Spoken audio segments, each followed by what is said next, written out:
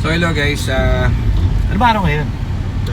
Thursday. So happy Thursday sa inyo mga igan. Ang haba ng buhok ko, Marco. So nagpakalbo, dami ko ng puti. So punta tayo ngayon ng workshop guys. Isama natin ang bantog na Manyakis, Mark Yakis nga pala. So meron na siya tayong bablog ngayon, isang EcoSport natin. Ito maganda kwento nito, Mark. Alam mo kwento nito? Yes, sir. Etong EcoSport niya, nakuha niya parang 2 months ago. Ngayon, 2 months ago yan. Diba? Parang basta gano'n, 2 months ago. O basta binili niya yung EcoSport, ano? Full refresh yun. Full refresh na EcoSport, alam niyo naman. From head to toe yan. So, ngayon, okay na, nabiyahe na nila nung may-ari. Okay, go. Walang problema, go. Nakabiyahe na sila. Tapos, may maliit na concern si ma'am. Ang concern niya, yung wiper sa likod. Wiper sa likod ay gumalaw. Okay, so ang ginawa niya, binalik niya sa shop after mga 1 week siguro, mga 1 week. O di binalik sa shop, no? Yung wiper, yung sa likod, yun, yung gumaganon-ganon na wiper. Yan, yung gumaganon na wiper. So, inayos yung wiper, no? Sinigipan para umandar, no? Dumadaan kami. Narinig namin yung engine, sabi ko, ba't ganun yung engine nun? Bakit tunog palaka? Tunog palaka talaga, parang tunog palaka. Iba. Di syempre, alam namin yung kakalabas lang eh. So, sabi namin, teka lang, ba't ganyan yung tunog? Parang may may tukok-tukok, may gumaganon. As in may gumaganon. Yung may-ari kasi babae, hindi naman niya alam na may ganong issue. Basta alam niya lang syempre, gamitin. Kaso syempre tayo dyan, 40 natin yan eh. Saka nirelease natin yan eh. May tumutunog talaga.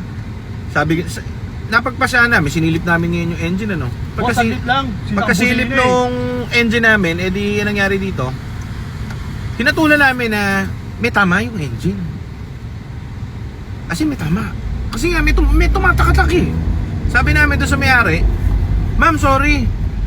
Balik ko na lang yung balik ko na lang yung ang tawag doon, yung binayad nyo, no, Mark? Uy, ay ulo mo ha. Nagbablog ako eh, nakantopa ka naman oh.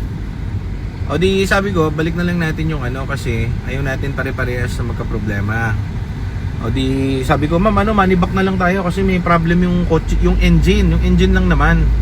Mayroong unting hagok eh. Ang mangyari doon, under yan, yes. Pero baka after a year, magka-problema yan kasi lalaki yung ingay na yun. May unting knocking sound eh. Pero nung nasa amin kasi yun, wala namang ganon. Sabi ko, ma'am, money back na lang tayo. Intay na lang kayo. Sabi niya, hindi, intayin ko yan kasi kulay blue yan eh. Gusto ko yung kulay blue eh. Hindi, pero maganda yung timing niyo na magkakabalik, di ba? Buti dito. Kaya nga, ibig sabihin, parang nagkataon talaga na ibabalik niya para lang doon sa wiper. Hinatulan namin, hindi po, hindi na po kuhanin to, kami na po bahala dito. Ayaw talaga ni ma'am, ayaw niyang money back. Sabi niya, gusto ko talaga yung blue eh, hintayin ko yan. So pinahiram namin siya nitong EcoSport na new look. Ito, gamit niya tong new look. Yan yung new look na itong gamit namin. Ngayon, dahil gamit niya to, tapos na yung engine niya, full overhaul yung buong engine nun. Hindi kasi kami takot sa mga ganun. Bakit? Ready kami sa mga ganun eh. During mo tapos na nating kliyente yun ha. Nagamit na niya pero kami pa mismo yung maghahabol sa'yo kapag may something. Kasi ayaw namin masayang kasi yung pera ng tao eh. So andito tayo ngayon sa workshop. Kukuhanin na natin yung kanyang EcoSport na full refresh ng engine. Ang ginagawa kasi dyan kapag lumalabas dito, tranny. Full refresh ng tranny yan. Tapos yung timing niyan, everything dun sa engine. Kaso may nagkakaroon ng times na inaabutan yun sa kliyente pagka ginamit. May ganun eh, jackpot kung tawagin. Brand nyo nga nagkakaproblema eh. I mean, ang gusto kong i-push dito is sa mga ganung bagay, maasahan mo kami. Kasi kung bakit, hindi ka namin pababayaan pagka gano'n. Kunwari si ma'am, yan, hindi naman niya mapapansin yun, yung tumutunog. Parang, hindi naman ganun kalakas eh. Parang may gumaganon. Pero yun kasi yung senyales na mapupunta na yan sa mabigat na problema. Kaya sabi ko, either i-money back mo na lang yan kay ma'am. Sabi ko sa admin, i-money back mo na lang to. Or intayin na lang ni ma'am yung kotse. Si ma'am mapilit, intayin na lang daw niya kasi gusto niya talaga yung kulay nun. Saka parang love niya na yung kotse na blue. So andito, re-release na natin ulit, lalabas na natin. Wala siyang babayaran dito kahit piso. Okay, kami pa yung humingi ng pasensya dahil medyo naudlot ang kanyang may pinahiram namin siya ng ganito. Pero syempre, mas maganda yung kotse niya talaga. So ayan, lalabas na natin dito sa workshop mga kaibigan. At na-test drive na rin to and everything. Ang ginawa dito is may ginawa sa engine dito. In-overhaul to yung buong engine mismo. O yan, wala babayaran si ma'am. O yun lang, sige, labasan natin to, tara. Ito na yung makina nung in-overall. Ayan. Binubuo na. Dito yan sa Eco na blue. CDI. Ayan yung mga parts niya na bago. Belt, water pump, tsaka belt. Ganyan. Ikot ka na. Ang ganda. Ayan. So, ito naman nililipat natin sa workshop itong white na to. So, papasok na yun doon at tatrabahuhin na ng mga mechanics natin yan. Okay, so yan. O, yan ang kwento ni CDI Blue. O, wala akong ano tawag dito? Pinababayaan ang kliyente. Tahimik na. O yan guys, wala nang tunog. Ganun dapat. Hindi yan yung tipong inano lang. Change oil lang. Wala kaming ganun lang dito. Ano yan? Libre lang dito yan, mga PMS. Ano yan dito? Siguro mga 1.5 buwan, mga 2 buwan halos. Ang haba kasi nung pila nung machine shop natin dito eh. Lahat ng unit dito tawag dito, tinitirada. O yan ang kwento niya. Yan o, ang nagsilbing hudyat dyan yung wiper sa likod, ayun o. O. Yun lang ang kwento niya. Nagamit niya na yan, nabiyahe niya na ng malayo yan. Pero kapag hindi kami, kumbaga, tiwala sa unit mo, pare, kukuhanin ko pa sa iyo yan. Maraming beses ako na ganun eh. Kinuha ko ulit doon sa may-ari kasi after a week or two, or after a PMS, meron ako naramdaman na parang may iba. Parang siguro mga tatlo na yung pinull out kong ganyan. Hindi yan dahil nireklamo ko kunyang may-ari Ano yan pare? Kami nagsabi mismo, ma'am, hindi pwede to, may something. Inabutan na lang siguro nung ang mali namin dyan. Dapat, nung nirelease namin yan, tinest drive lang kasi ng mga ilang araw yun, 1-2 araw eh. Dapat dyan, binrake in muna namin nung nilabas namin. Yun ang mali ngayon. Kaya ngayon, yung pagkakamali na yun, ginalingan na natin kasi ito, parang 1 linggo na naka-break in to eh. Ang dami ko ng gasolinang naubos dyan sa EcoSport na yan. So, ang tagal lang umaandar niyan. Kasi syempre, pag bagong opera yung makina niyan, dapat i-break in mo muna talaga. As per our head mechanic naman.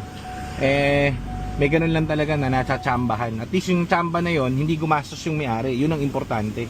And yung may-ari na yon, gusto nyo pa rin talaga to. Instead dito sa new look namin na EcoSport. Pinagamit namin sa kanya to nung kinuha namin kasi yan. Parang sabi ko, ma'am, gusto nyo ito na lang para hindi ka talo, ma'am. Hindi ka talo sa oras mo. Ayaw niya, gusto nyo yung blue. So yan, ma'am, ito na yung blue nyo.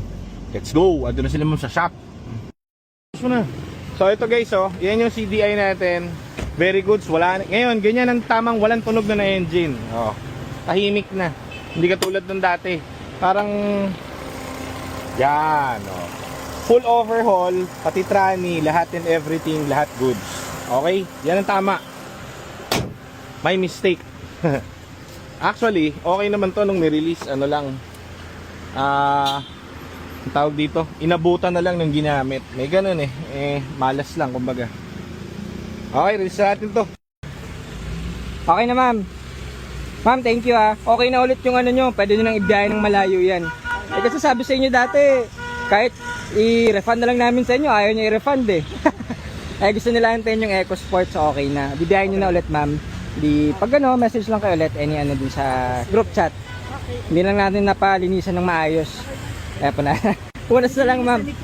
Pero at least yan, lahat okay na ulit yan, everything. Bagong overhaul yung engine. Thank you so much. Yes, tawag lang kayo or message sa group chat. Thank you ma'am. Sir, thank you so much. Ingat po kayo. Thank you po. Thank you. Ingat po.